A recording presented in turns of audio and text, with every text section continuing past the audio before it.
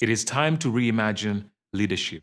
My name is Ben Oden, and I would like to welcome you to a series of conversations in partnership with WomenLift Health around how can we develop new approaches to the new challenges that leaders face in the 21st century.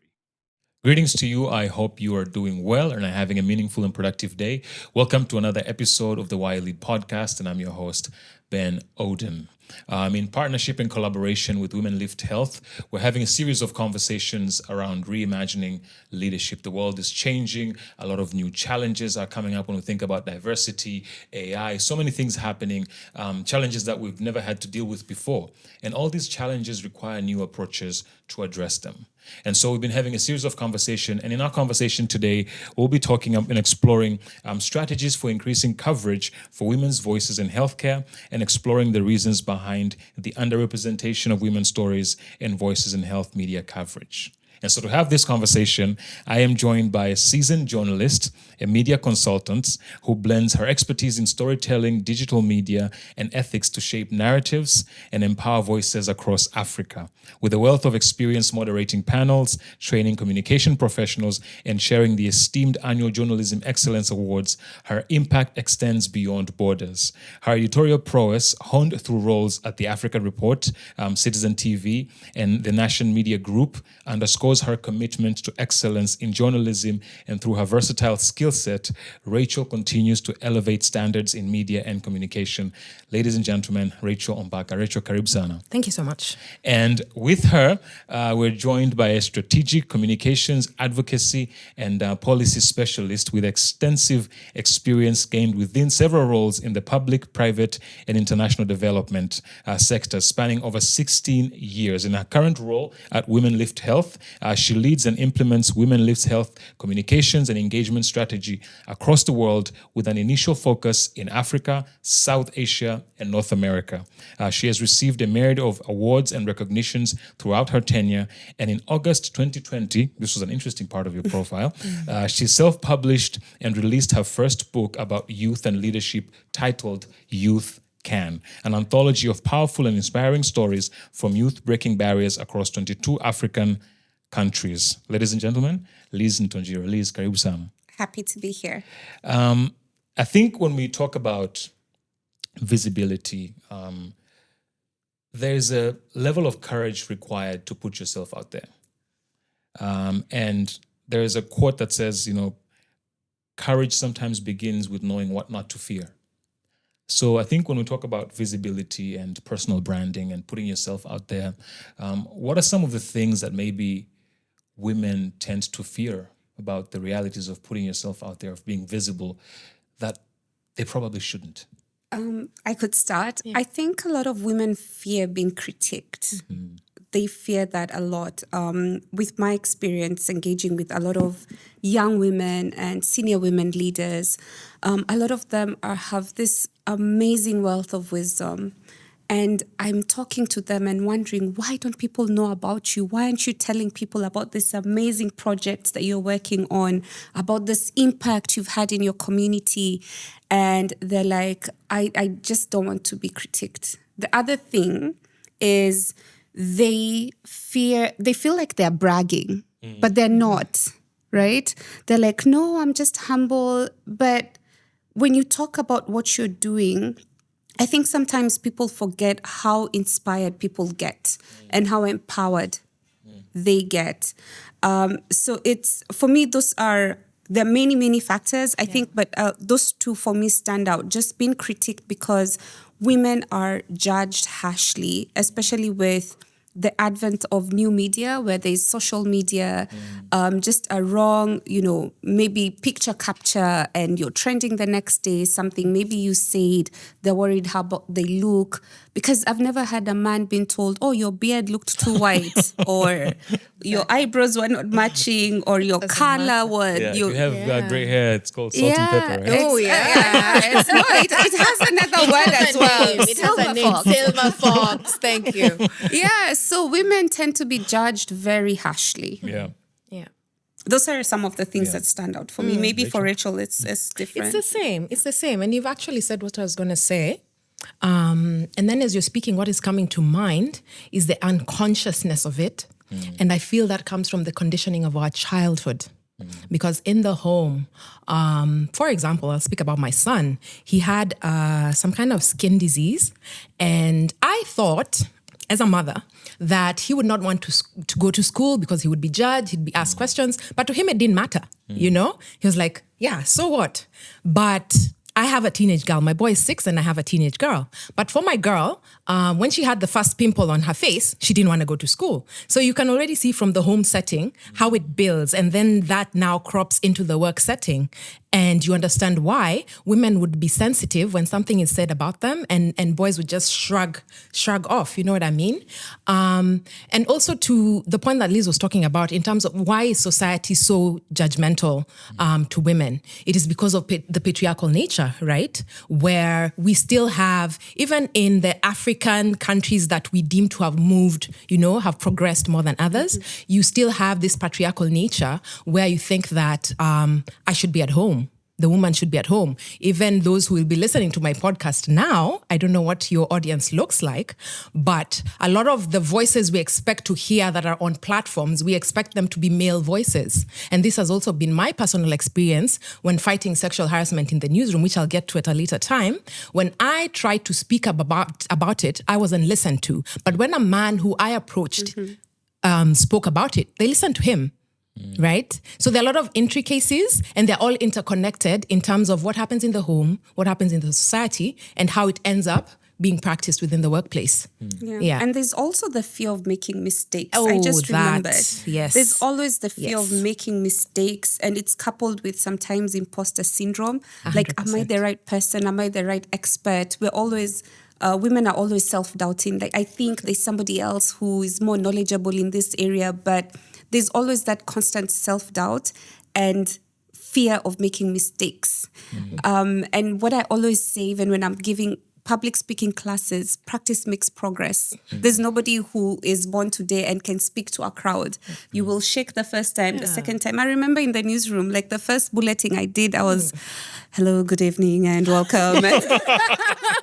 And sometimes there's like a dozen things going through your mind, but you become so good at it. You can be woken up, hey, breaking news, and you're like, yeah, I can do this. Practice makes progress. Yeah. And I think maybe just to piggyback on what you just said there, right?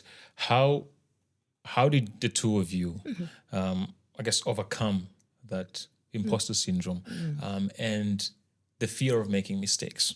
Because I think if you've lived long enough, you realize everyone makes mistakes. Yeah. And it never stops. No, it doesn't. It never stops at any level of your life, absolutely. right? But yet some of us judge ourselves through the mistakes we make. Yeah. And we've put this expectation that I have to show up perfectly all the time. Yeah. So how do people in general, but I think more specifically women, how do they overcome that fear of making mistake? I don't know if I should let Rachel go first, because I struggle with imposter syndrome, because I think I suffer from something opposite.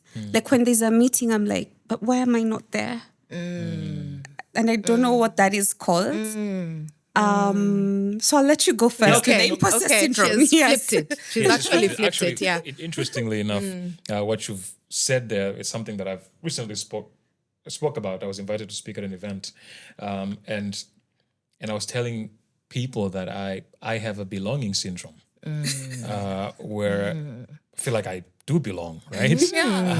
And I was sharing a story of how, for me, that was instilled in me by my mother. I remember in school, if I got a bad grade, she'd be like, probably the teacher's the one who made a mistake here. Can we go and check, right? And so I never was constantly put to question whether or not I'm supposed to succeed, whether or not I'm supposed to be in this space. It was always that you're not a victim, you're a victor, and you do belong where you are. So I call it the belonging syndrome. But let's hear about this imposter syndrome. Yeah, and I think your mom should have been this part of this conversation if she's still alive. She is. Yeah, because I think, coming to think of it, that's a good problem to have. And me saying that Liz has flipped the script, that is what women should be thinking. I need to be there. Why am I not there? Right? But because of how we are brought up, now you think the opposite. I'm not good enough. And to be honest, I struggle with that. I am a panel speaker. I moderate panels. I speak on, TV shows and stuff like that. But you'll find that the night before, I won't be able to sleep. And in the morning, my stomach will be running. So I don't think, in my own experience, that you do ever get over the imposter syndrome. But having said that, I think it gets easier with time. The more you do it, the easier it becomes. And you asked, how do you then make it easier for you to deal with? I am intentional about the women I surround myself with. If you hang around me, if you look at my social media profiles, you will see that the people that I hang around with are either doing better than me in the spaces that we occupy, right? Or they're more exposed than I am, such that whatever they're doing and how they're speaking, they seem to be at a level where I want to be at. So I've realized that for me to improve, I need to be with those who are doing it either better than I am or in a different way that can add value to how I do it. Another thing that contributed to, I would say, the confidence that I have, because I think I'm a very confident person, is the male allies that I have. And the person that comes to mind is my boss. When I was at Nation Media Group, I had a male boss, but he was all about work. Is your work okay? Have you handed in this story? Why are you late? You know what I mean?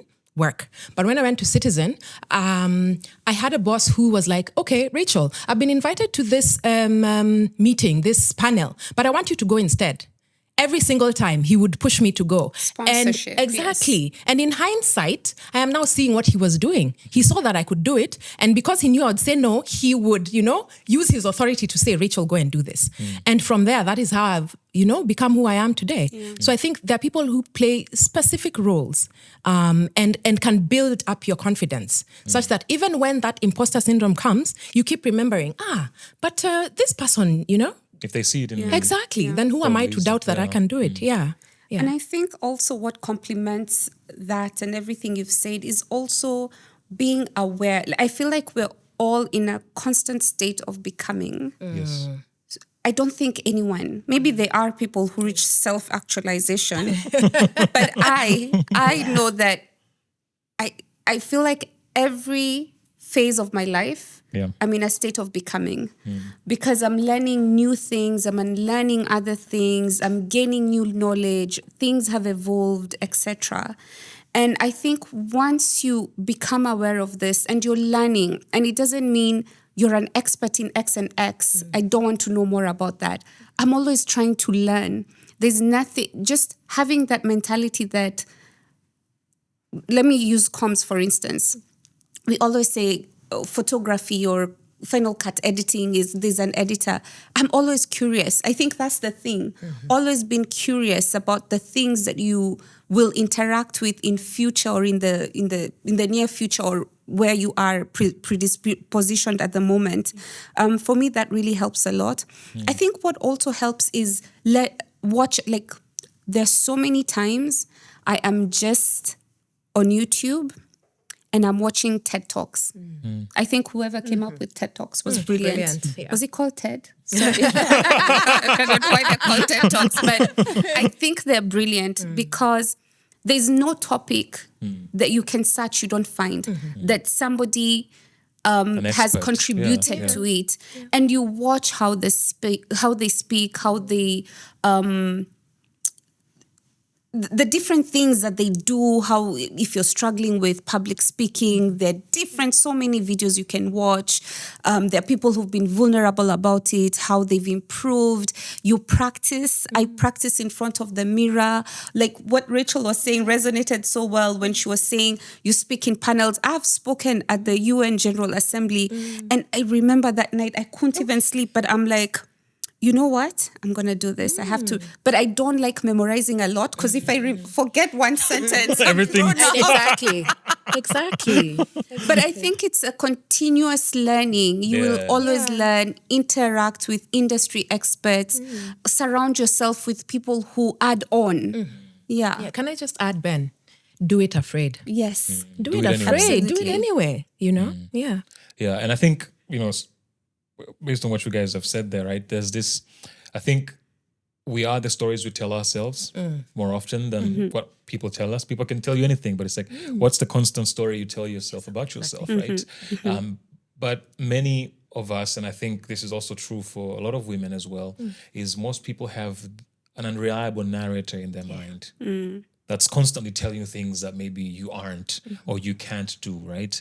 So it doesn't matter whether or not what the competence people see in you. Like, for example, the way you responded to the challenges that were thrown your way means something in you must have believed that, you know what, I can pull this off, right? But there are people who are crippled by that unreliable narrator.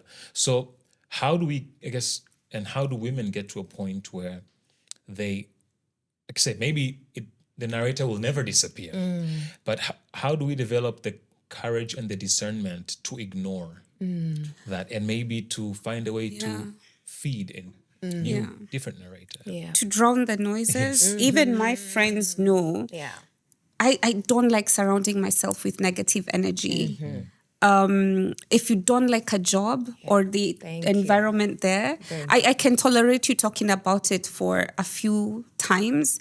But if you're not going to do something about it, miss me with that. Exactly. Like, I don't want to hear it. If you're in a bad relationship and you keep talking about it, like, you have to be doing something towards changing that situation.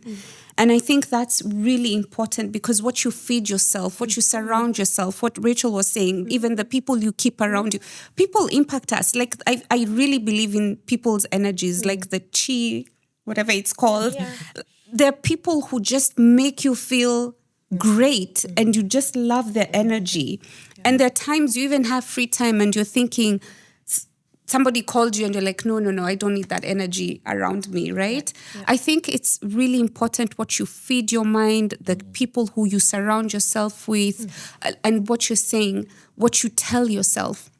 I always tell myself, I can. And I think that's what led to the birth of Youth Can. Because at a very young age, I sat in so many meetings. I was very lucky, privileged, and really humbled to sit in, senior leadership positions at a very young age, where I constantly would hear, this is a microwave generation. And the constant bashing was in women and young people in general, both male and female. And I was like, no, they're young people doing amazing things. And that's what led to the birth of that book, because I wanted to show the peers, the other young people, the older generations across different industries. There are people shattering those glass ceilings. There are people doing immaculately innovative things in this Africa. And I didn't want people to think, oh, Kenyans are very innovative. Maybe it's a Kenyan thing. No. And that's why it featured 22 different African countries. Anglophone, Lusophone, Francophone. The youngest featured is only 6 years old, to also showcase to people that impact can start at any age. And the oldest then was our very own Professor Bitangen Demo, such a male ally, who was then 60, to show also people that we stand on the shoulders of giants who've been before us. So it's really important for everyone to complement what they bring to the table. I think that's really, really critical. Yeah. Just to build on what Liz is talking about, aside from the people you surround yourself with, what you read on social media. I'll give an example of Instagram. If you're constantly, listening to people who trash talk women, you will start trash talking women. If you constantly listen to people who are always complaining about, taxes this, taxes that. I mean, yes, there is a place for that, but also listen to the voices of people who are offering solutions, right? So social media, the books you read. I read a lot of books, and I'm always posting them. And then people are always asking, why do you read such serious books? Why don't you read more comical books? But I know what it is I'm doing, because I look out for authors who share their personal stories, whether male or female, and what it is I can learn from that so that I can build even more, from where I am. I never used to speak in front of people at all, whether in the office, whether at home, family functions. For the past 8 years, when I was at the Nation Media Group, I would come in, sit at the back, do my work and go home. And I thought that is what would end up giving me, elevation, and get promoted. But it doesn't work like that. There's office politics, there's networking, and that's where your voice comes in. So now when I joined the Association of Media Women in Kenya, and they had this training opportunities where you get to, interact with women who are public speakers, women who are, leading different types of changes in their organizations, I realized, so I can speak. So there are women who speak, because if you look at mainstream media, sometimes you can think it's only men who speak, and yet there are women out here doing an amazing job. So the books you read, social media, the music you listen to, is it uplifting or does it make you feel more depressed? Yeah. Right? So what you read, you become. What you feed yourself, you become. Yeah, and I think speaking on what you just said, the media and the coverage in media, and how, because actually as we were talking, I was trying to think about even when, let's say for example, during COVID, when they're making public service announcements, so to speak, what are the voices that we're hearing, what are the faces that we're seeing, right? So there's clearly disparity in media coverage around, especially I guess in healthcare, and you don't see a lot of women, and there's a lot of power in representation. Sometimes when you see yourself in an individual, that sense of resonance, you're like, oh, okay, I can become that, right? Exactly. And so what, I guess, can we do? And for those who are listening or watching who maybe do have those positions where they can influence change in that aspect, what's at stake if we continue with the way things are, I guess, on one end? But what are some of the steps we can take towards a future where that disparity doesn't exist? Yeah. What happens if we don't do anything? The status quo remains, and we continue having these conversations over and over again. There was this interesting report by the Global Media Reporting Project around, they wanted to measure how women are featured as key opinion leaders or analysts on different media platforms. And I think it was done between 1995 and 2015, and it was 17%. And in 2015, guess the percentage rise or decline. Want to guess? You know. I knew you were going to do that. What was the... It was about just measuring how many women show up in media. What was the increase? Yeah. Oh my gosh, negligible. It's moved from 17 to 24, 25%. Oh, wow. And this is a span of, is that 25 years? 25 years. Wow. Yeah. So it's like you're rightfully saying, you can't be what you can't see. We need to continue profiling, amplifying the voices that are emerging, those that are established. We need to continue equipping women with this expertise to share them, to move beyond, the being afraid, the fear they have, and do it, like Rachel says, do it while afraid, and, practice makes progress. Again, I love saying that because I'm a Mandela Washington Fellow, and one of the things, I was so privileged to meet Barack Obama, President Barack Obama. One of the things definite male ally. He kept saying is, even the way he's a brilliant orator, but when he speaks, you can see it just didn't wake up. It's practice. Yes. It's really so much practice. And there are people you can listen to for days, not even 2 hours, for days, because they have a lot of things that they're saying that make sense, which goes back to me saying you have to be abreast of what's happening within your industries. You need to keep imbibing on knowledge, and then you disseminate that knowledge, not forgetting also we're in a period where there's a lot of misinformation and disinformation. Being able to decipher what or filter through what is disinformation, what is misinformation. And I know during COVID, since you mentioned it, and being one of the people at the front lines, was how are we have experts speaking from different books, they're saying, and both are experts, they're doctors. And we went even a layer further. Just because you have the title doctor doesn't really warrant everything you're saying. Do you have publications? Are those publications peer-reviewed? How many people have peer-reviewed them, So you add layers and layers of verification. And I really love the work that Africa Check does, because I wish there was more Africa Checks, just making sure, and it's not just on health, on a lot of information that is out there. I mean, if you Google today a headache, you would think you're dying tomorrow. No. Just because of the things that are written there of what it's a symptom of. So I think just all those components would really, really benefit folks. Yeah, and I think she mentioned the Global Media Monitoring Project. And I think there was another one that was mentioned at a different panel, the media panel, that was trying to assess how, the number of women who are featured in the news. And they surveyed, I think, South Africa, Kenya, there's a North African country and a West African country. It was by Luba Kasova, I think. I think it's very important to keep on churning out these studies and particularly localizing them, because I think that is how media houses like the BBC have their 50-50 project, where news cannot be aired or published in whatever newspaper if the number of women doesn't tally the number of men. That's right? brilliant. Yeah, and you can only, I guess, change your policy or start acting if you have numbers, if you have evidence to show you that this is where you're at and you're falling back behind in these, I think also having people who are willing to, be criticized, because a lot of the media in Kenya, a lot of the media owners are not open to criticism.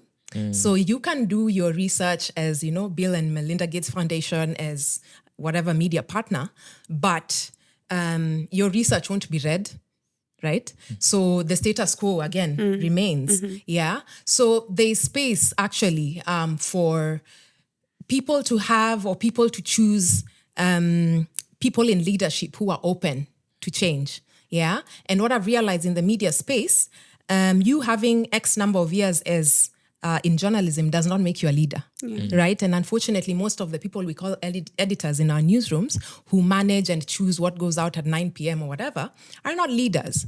And in terms of why we are here, this 3-day conference, we've been talking about visionary leadership.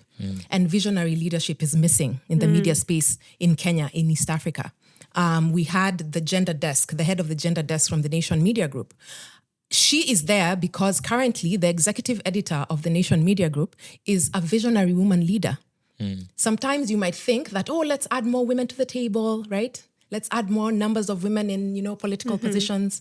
But those women are at risk of continuing the patriarchal, biases or challenges, barriers, keeping women's faces out of the conversation. So I think there's also room for intentionality in either voting for leaders or selecting leaders or nominating leaders, so that you're not just picking people in the name of gender, but in the name of what they're bringing to the table in terms of leadership skills. Yeah. And I think I love what you said there, because I sometimes end up, and I've had conversations like this around gender and diversity. And I remember one particular conversation I was having with someone who's a champion of gender diversity and whatnot. She's the CEO of Aga Khan Foundation. And she told me, she said, Ben, actually, sometimes the gatekeepers are not men. They're fellow women. And sometimes people who uphold patriarchy are not men. It's fellow women, right? And it could be because of inherent bias, but I think sometimes it's because of the microaggression that exists. And, we've had conversations around being the only and how, do not be comfortable with being the only, right? But I think sometimes the microaggression that's in the space cripples the woman who has a seat on the table. Absolutely. Now you know that if I don't truly have agency, and if I actually do anything here, I might be putting my position at risk here, right? So on one end, how can we create spaces where there's true inclusion, where there's safety for the only to open the door for others to come in, right? I think that's a conversation that we'll probably continue, we need to continue to have. And then on the other hand, I think the question that I want to ask is around authenticity. We hear this quite often, be yourself.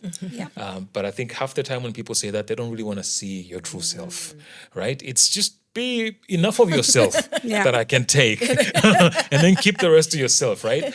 And when we talk about representation and seeing yourself, and especially in the space, for example, like healthcare, where when people think about healthcare, there's an image that's in your mind that is an image that we have been fed and we've been seeing over and over and over again, right?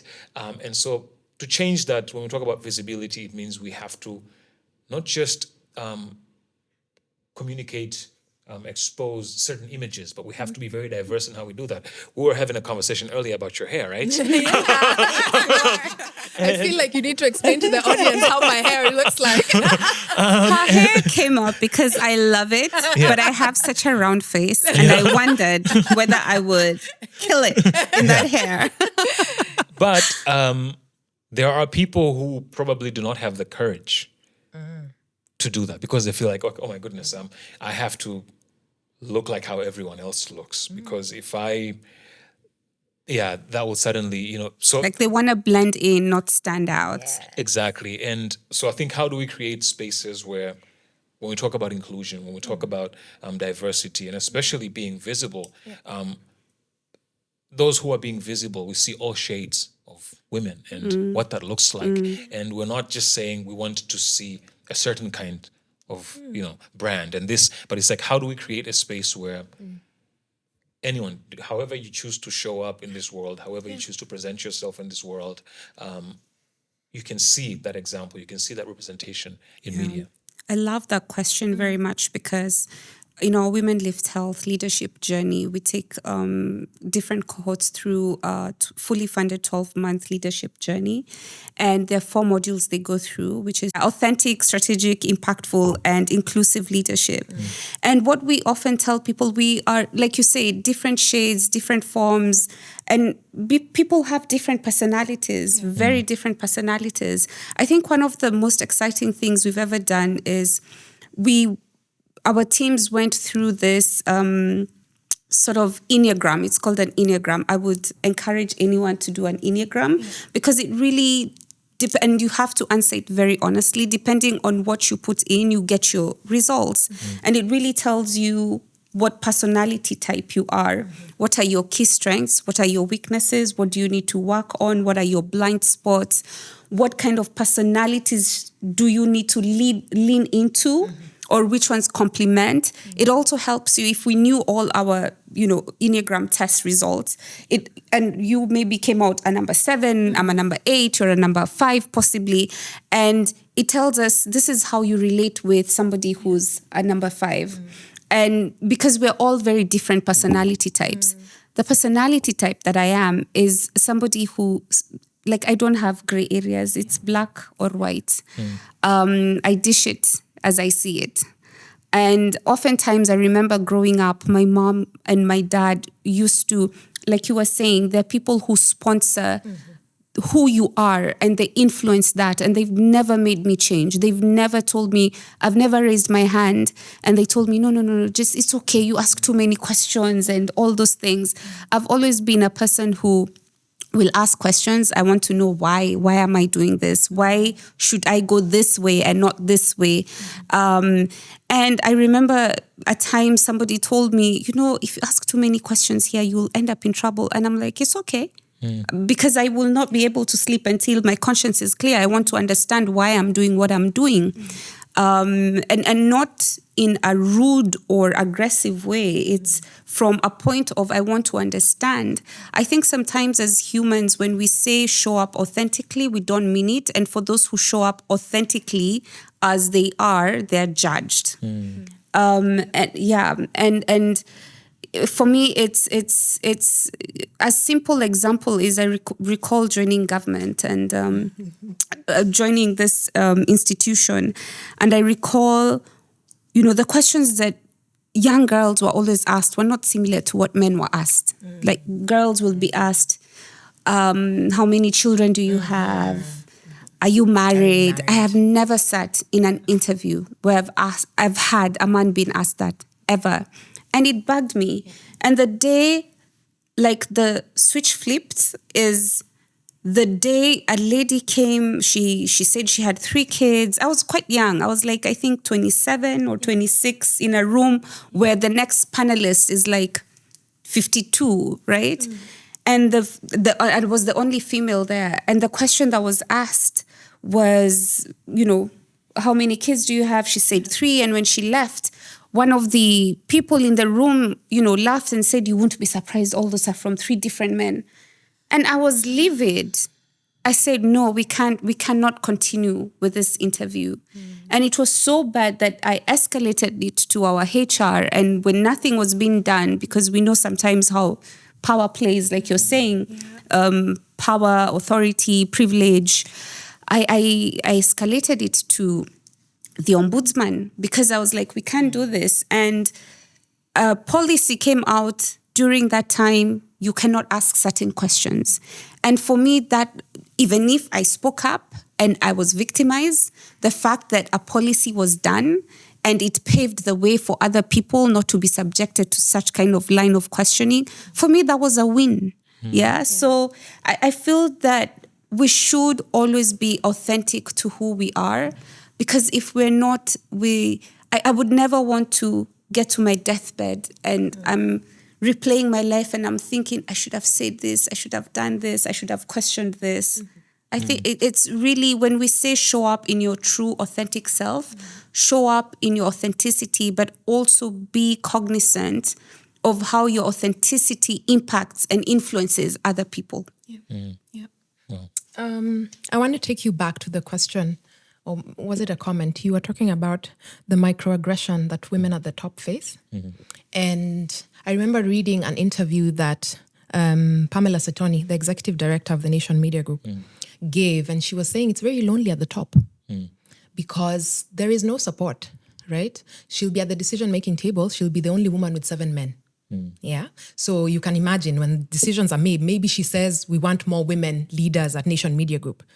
They might not go through because she's a lone ranger. And I think there's an opportunity there to support her. For example, external partners.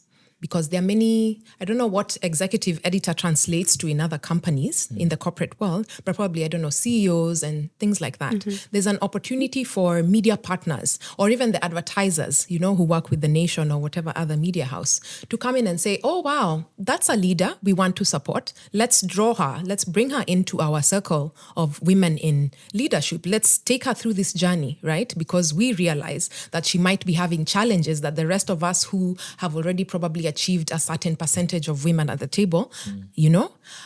Secondly, in terms of authenticity, I think it's very important to look inward as an individual. And even before you get to authentic leadership, are you authentic as a person, as an individual, in the space where you're in your room at night? Are you authentic? And for me, what has worked is therapy. Because I get asked a lot of hard questions. When I started therapy, one of the questions I was asked was, who are you? I said, I'm a mom. I said, I'm a journalist. I said, I love singing. I would probably say adrenaline junkie. Yes, yes. But then she drew out those labels and said, so without those labels, tell me who you are, Rachel. Do you know who you are? And I didn't know who I was. I couldn't answer that question.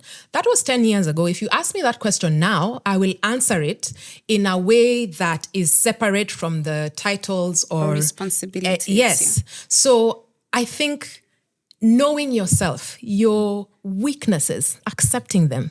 Yeah, it's a painful process, but knowing them, accepting them, and then asking, so how can I improve here? And doing that in a safe space. So doing it, not that you're doing it alone, but with people who will not judge you, with people who will understand that you are not perfect. You're not intending to be perfect, but you just want to learn more about yourself so that you can, you know, be present in spaces as an authentic person who has improved themselves in a way that others can follow. Yeah, I love that. I think there's a Japanese philosophy called Wabisabi, and basically the Japanese, as we all know, they love pottery, and so when, say, you have a vase and then it breaks, what happens, right? You can throw it away, or you can put it back together, and then when you put it back together, you can make sure that the cracks are not seen. You paint it seamlessly so that it all looks like part of the whole, but what they do is they would, in those places where it cracked and it broke, they basically paint something that resembles gold, right? So you can see exactly where it broke. And so Wabisabi technically is about embracing brokenness and not hiding it, but using it as a core part of who you are and what makes you beautiful and what makes you who you are, right? So I really love what you said there. Now, as we're wrapping up our conversation, there's a question that we ask pretty much all of our guests, right? It's called the 1-1-1. What is the one book that Sounds you read? tricky. I know. What is the one book that you read in your life at some point that if there was a time machine and you were able to go back in time, you would take that book with you? What is the one habit that you've developed later in life that you say, I wish I had started this earlier? And what is the one personal value that you will not compromise no matter the cost? Do you want me to go first? Okay, sure. This book is always on my mind. Yeah. For some unknown reason. It's called Left to Tell. I can't remember the name of the author, and probably because it's difficult for me to pronounce as a Kenyan, but the author is Rwandese. And she was sharing her story as a survivor of the genocide. And at the time, I think I was about 25, it was so mind-boggling and, I don't know, shocking that you would go through things such as, rape. You would go through things that society, the media now doesn't talk about, and yet they affect women. And here is this author laying her heart bare and telling the world, this is what happened to me. And I'm not gonna keep quiet about it. I want the whole world to know. I want my story to be, in the books of history. I want to leave a mark. Yeah.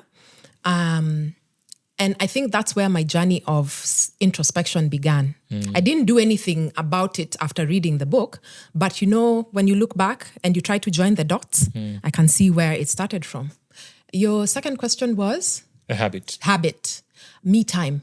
I never knew what that was. And I think that applies to many women in the newsroom because, for example, your phone is supposed to be, you're supposed to be available on phone 24/7. When your editor calls you at midnight, there's breaking news, you need to be available. But right now, there's something I call me time, and it's boundaries. So I am a mom, I love my children, but my me time is my me time. So I'll either sometimes go to Airbnb for a staycation or, go for holiday somewhere, or even sometimes just lock myself in my room and tell the nanny, I need some time just to be alone. Please take care of the children. And it is because you cannot give from an empty cup, right? When you're exhausted, when your mind is so full, when you've given, and you feel like you don't have any more to give, you need to fill your cup. And it's only you who can do that. So you need to put aside time to fill your cup. Yeah. And that filling of the cup may be reading, maybe sleeping, listening to music, whatever it is, writing in your journal, whatever it is, but fill your cup. The last question was? Personal value. Personal value. Truth. And that's why at the beginning when we were speaking and I told you I value eye contact. I could be wrong, but people who look you in the eye, it's very difficult for them to lie to you. And even when they're lying, your psyche, exactly. Body language. Yeah. So truth for me is very important because it tells me about who you are as a person. The energy that Liz was talking about. I can tell your energy by how you look at me or don't look at me. Yeah. Awesome. That's wonderful.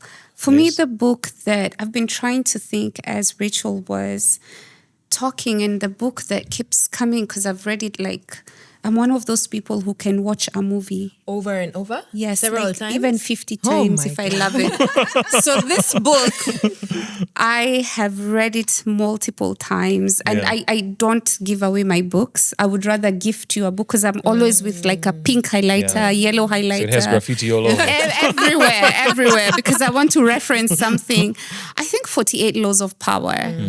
I really love, right? Yes, Robert Greene. I love that book. I have read it over and over and over and over again. It never gets old because it reminds me the things you forget. Then I go back and I'm like, yeah, I'm back. Yeah. So 48 Laws of Power. The habit? Habit.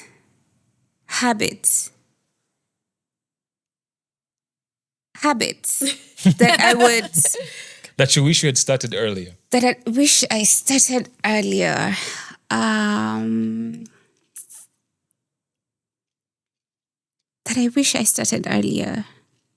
then personal value, that you will not compromise no matter the cost. Habit that I wish I started earlier. I think this one I'm struggling with because I'm still struggling with it, which is sleep. I don't sleep enough. I think that's my biggest struggle. And I wish, I don't know if there are books to read of. Yeah, I really do. And I think it's because because of reading a lot, so I come across so many quotes. And there's this quote that says, sleep is the cousin of death. Not that I'm afraid of dying, but I always imagine I'm getting so many things done. Maybe I need to hang out with Rachel more. My me time should be sleeping, and I get to embrace that. So that habit, I wish I could learn it better. So I'm still working on that. I should be sleeping more. I need to rest more. And the personal value I cannot compromise is justice. I will always speak up and speak about issues that I'm passionate about, irrespective of the repercussions. Wow. Beautifully said. I'm with you on the sleep. Actually, that's my only New Year resolution. Is to sleep, and I've done everything. I've tried everything there is to try, and then I came to realize there is something I fundamentally believe about sleep that needs to change, and it's the journey of changing that. And I think my time is limited. I'm so much more productive when I'm awake. Yeah, like all of those things are things that I somewhere along the journey of my life I picked up, and I'm struggling to let go of that belief. But hopefully you get there, and I hope I get there as well. Yeah, and also because I get a lot of sleep paralysis when this whole sleep. Maybe I should get a sleep therapist. Yeah, for real. So we've come to the end of our conversation. Thank you so much, Rachel. Thank you, Liz. And this has been an awesome conversation. I learned a lot. I've been inspired and challenged by the stories and the insights that you have shared. So thank you so much for your time. Thank you too. Learned so much from Enjoyed you. the conversation. It's not the wasabi. You said the Wabisabi. Wabisabi. Yeah. And to our dear listeners and those who are watching, this has been the WomenLift podcast. I'm your host, Ben Oden.